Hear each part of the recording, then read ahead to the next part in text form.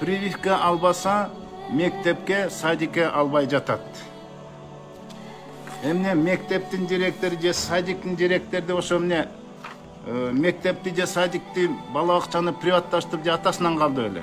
Эч кандай акысы жок албай койгонго. Мына Кыргыз Республикасынын жугуштуу ооруларды иммунопрофилактикалоо тууралуу мыйзам мына колунда турат. Мына ушул мыйзамдын 5-статьясы 2-главанын 5-статьясында биздин кандай укугубуз бар жана милдеттер кандай. Саламаттык сактоо министрлиги жана ошол прививка кылып аткан медициналык кызматкерлер ошол прививка тууралуу бардык маалыматтарды толук айтууга милдеттүү деп турат. Бизге айтып береби? Анын зыяндыгы кандай жагы, эмне болуп кетет? Териси шишип кетеби, ириңдеп кетеби, же анафилактический шок болуп кетеби, же температурасы көтөрүлүп кетеби, эчтекени айтпайт да. Эскертпей туруп уруп атат. А милдеттүү экен эскерткенге. Андан тышкары акысыз медициналык байкоодон өтүүгө. Мындайча айтканда мекемелердин медициналык текшерүүсүнөн акысыз өтүүгө биз укугубуз бар экен. Прививка берерде ошону текшериш керек.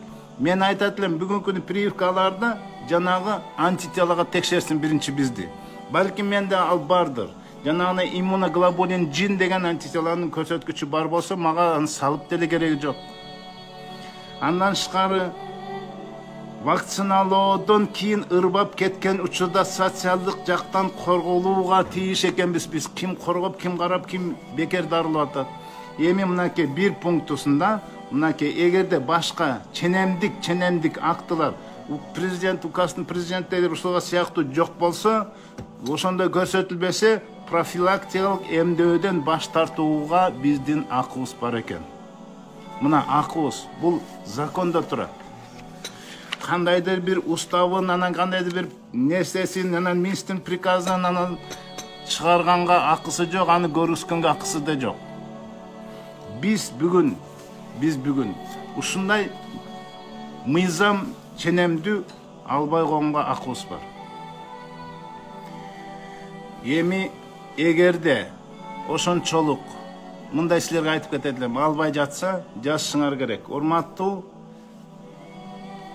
Сайракан Сайракановна, садиктин директоруна Сайракан Сайракановна, мен силердин участогуңарга жашаганга жараша менин Адилет деген баламды садикке силердин бала бакчаңарга алып коюңарды суранам деп туруп, жазып туруп кол койдуруп койгула. Эгер албаса, себебин айтсын, жазып берсин. Жазып бере албайт, коркот. Булар бизди коркутканды да билет. Өзүбүздүн укугубузду билейли, урматтуу мусулман биртугандар.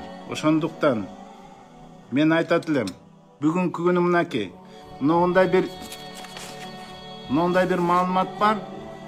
Мынакей Gallup International деген ушундай уюм бар. Бул адилеттүү чыгарган уюм. Орусияны изилдеген экен. Анан Коммерсант деген газетасына чыгарган, Орусия 3-төн 2-су 70% прививканы каалашпайт экен. Бизден келип туруп эле мусулманчылык кылып атасыңар, анан динге такыбасыңар. Эмне ошол жакта эмне динде мусулмандар болсуздар. Бизде кирип көрсөңөр, Дизель Элкат Кейджи дегенге кирип көрсөңөр, ошол жерден орустар бири-бири менен эң далил негизинде бири-бири менен сонун бул баарынын курамына чейин сонун бири-бирине түшүндүрүшүп, эч бир болот болбойт деп айтпай эле жашынакай отказ кылып эле бизде жашаган орустар деле албай жатат. Эмне алар мусулманбы? Мына ошон үчүн динге такабай эле мен жаран катары, мусулман эмес, Кыргызстандын жараны катары дагы бул прививкадан отказ кылганга акым бар. И отказ кылам.